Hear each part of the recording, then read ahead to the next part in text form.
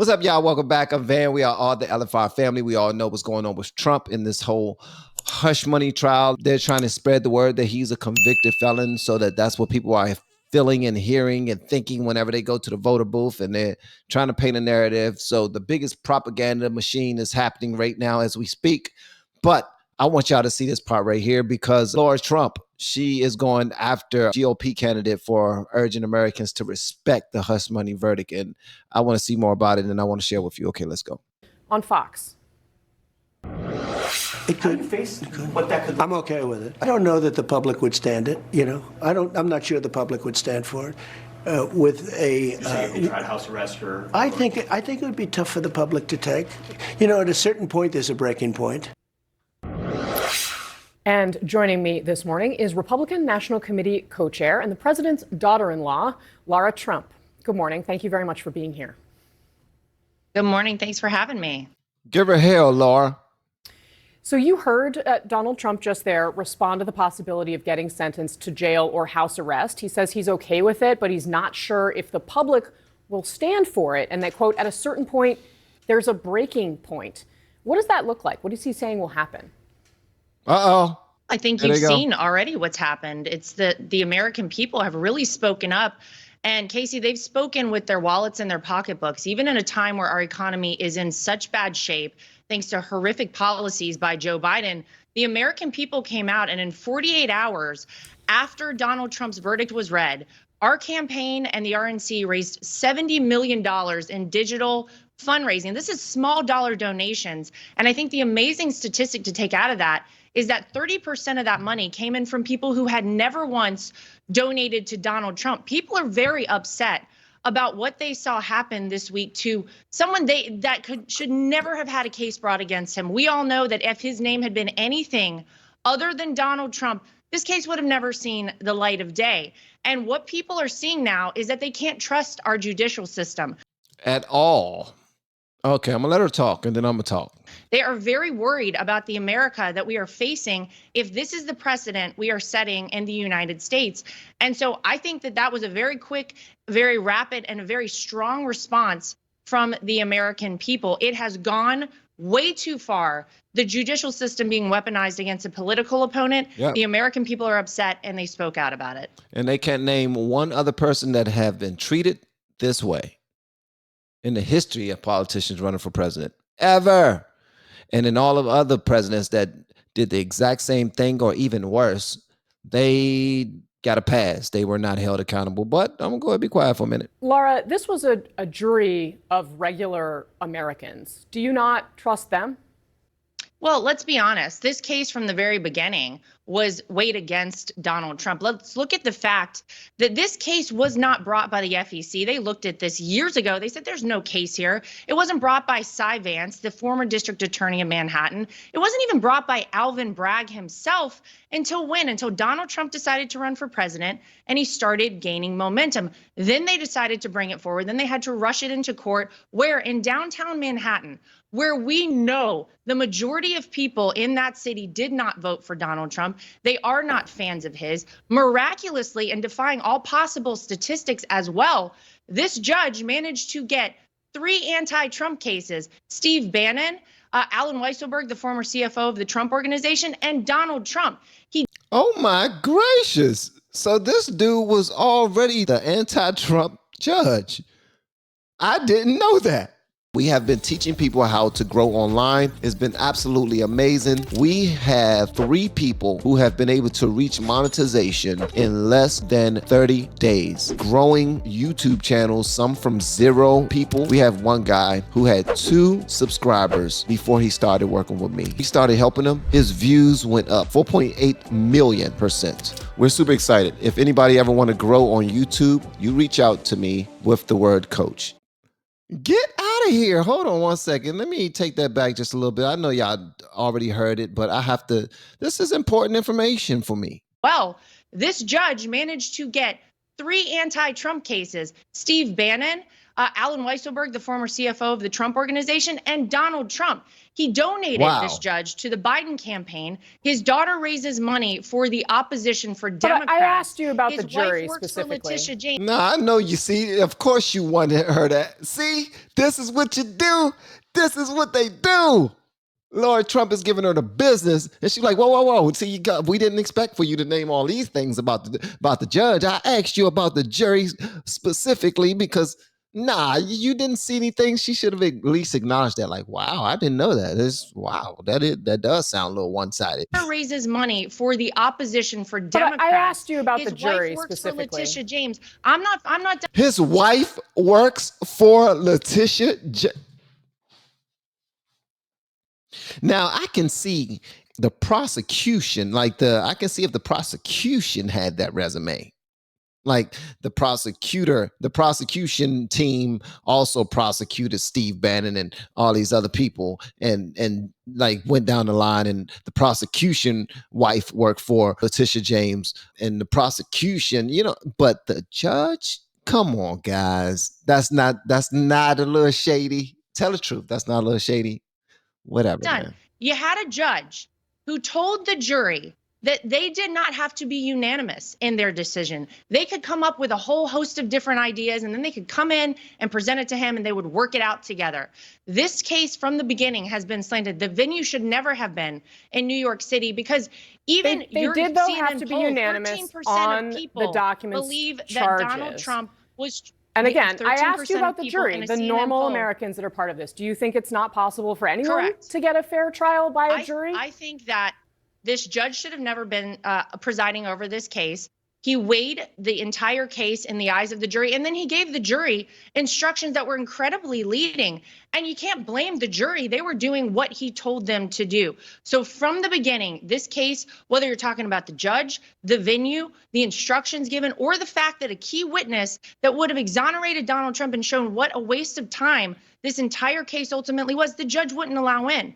So you can't blame the jury for their decision. But the entire case has been slanted. I do want to note the former president had an opportunity to testify. He could have. And I also want to note, of course, he does plan to appeal this. Just to circle back to what we did hear from the former president this morning, this judge, who you just criticized extensively, is the person that is going to decide whether or not the former president will go to jail. What should Donald Trump supporters do if that happens?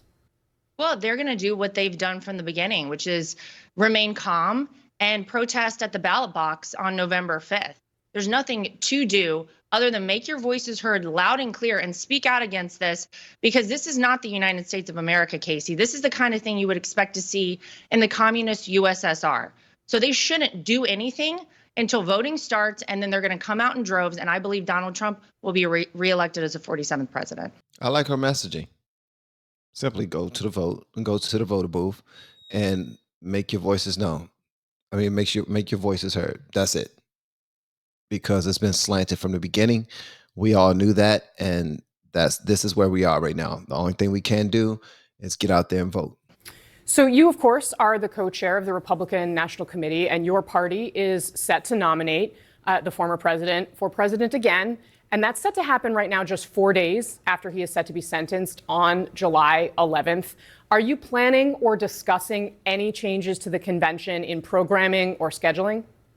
Well, I think we have to be ready for anything. As we've seen, all bets are off when it comes to Donald Trump. So, yeah, we have to wait and see. It's ironic to me you had to rush this case through, and now we have to wait over a month, of course, for sentencing. Everyone can read into the irony of that, of course. But yes, we have to make plans as they happen, and we're going to have several contingency plans. The truth is, it really doesn't matter whether it's from Trump Tower in Manhattan, whether it's from Mar-a-Lago, whether it's from our convention in Milwaukee, Wisconsin. We will nominate Donald Trump as our Republican nominee, and that's what ultimately matters. This whole thing is messed up, especially for people who are just learning about conservatism and what Republicans bring to the table. Just in case you don't already know, I am a lifelong Democrat, blue no matter who. I don't care who's on the right side. They racist. That's how we're told to look at you. All right? We're told to look at you that way.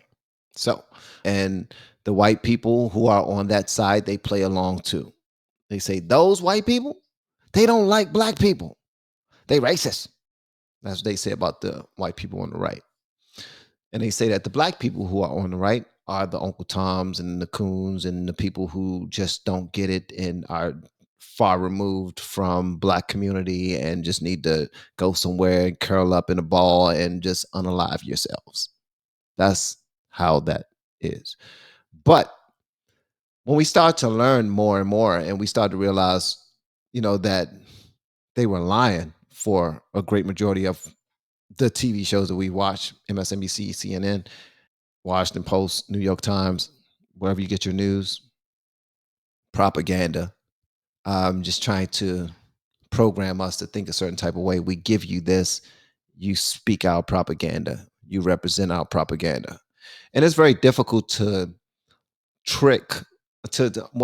it's very difficult to tell someone that although 90% of you vote for that party is not for you.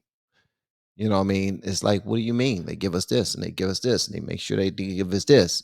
But what about what they're doing and what they're allowing to happen to your communities? And what they're doing and what they're allowing to happen to your children and their educational systems. What about that?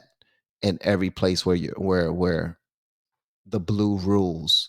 So it's just a whole lot, man. And you start to wake up and you start to see how dirty they can be when they see that their power can be stripped away by the voices of the people.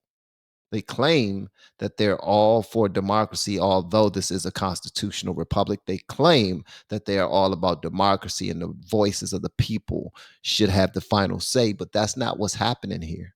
What's happening here is they're trying to put all of their force on him, stop him by any means necessary, straight to Malcolm X days.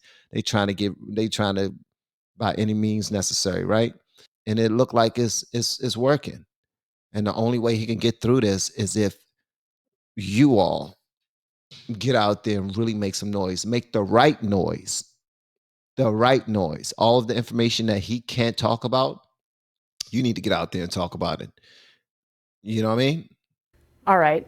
So at this point, you also have to consider how independent voters may actually take this in. This is going to be an incredibly close election. It could come down to a handful of these independents in critical swing states. Are you going to lose votes because of this conviction?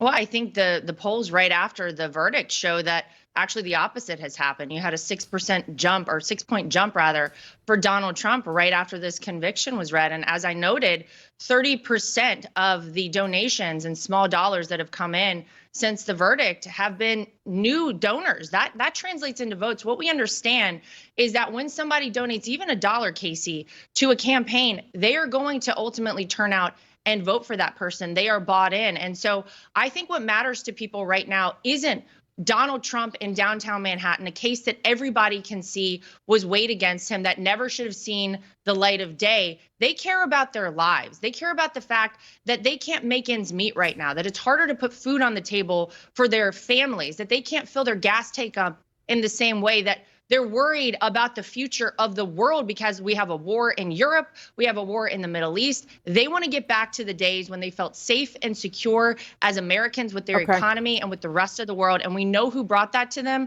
It was Donald J. Trump. And I believe they're going to come out and vote for him solely because of that. That was a great answer. And I like how she said, if people put their dollar on it, just $1, if they put their dollar on it, and he's raised what, $70 million in 48 hours it is.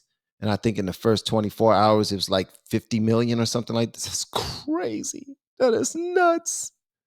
But all of those people have given at least $1, right? And those people are also saying, you can count on me to show up at the booth and my voice will be heard. I see what they're doing to you. I got your back. Every single dollar. 70 million. 70 million. Oh, maybe he need to get 81 million. Some of y'all have picked that one up on your ride home. How much of the money that is being raised, that has been raised, is going to be used to pay for the former president's legal fees?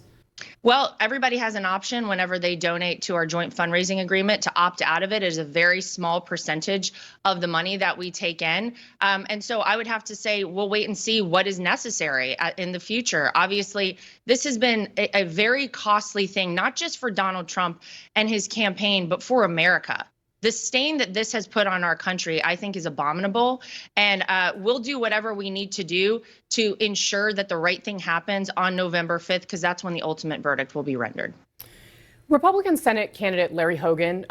Just not for nothing, but I love the way the lady asks her question. She always asks it in a way that it's negative, but it's like her facial expressions is like, I don't care, just give me something from it. Like, I'm going to ask you something that if you answer this wrong, it could definitely go viral.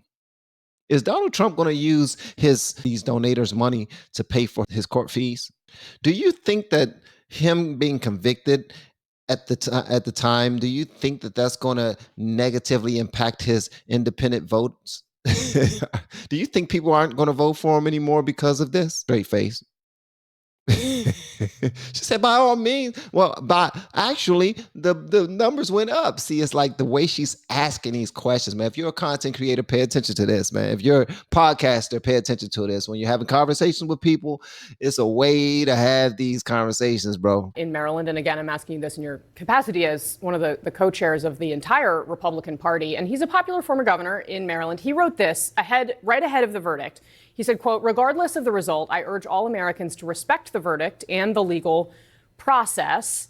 That is not the Republican Party line at the moment. And in fact, he was attacked by the top Trump advisor, Chris LaCivita, who wrote that he, quote, just ended your campaign, end quote. Does the Republican National Committee support Larry Hogan for Senate? You can't support that legal process. You can't. You just can't. Okay.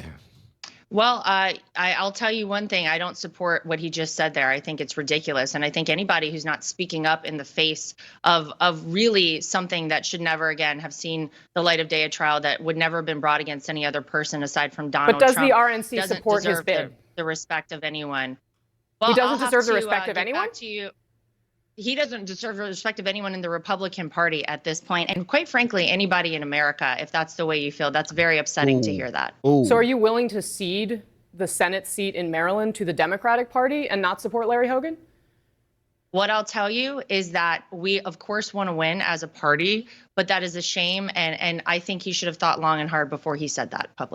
She's very clear, but she wants to get that down. Are you going to vote? Are y'all going to make sure y'all push that he still get the job?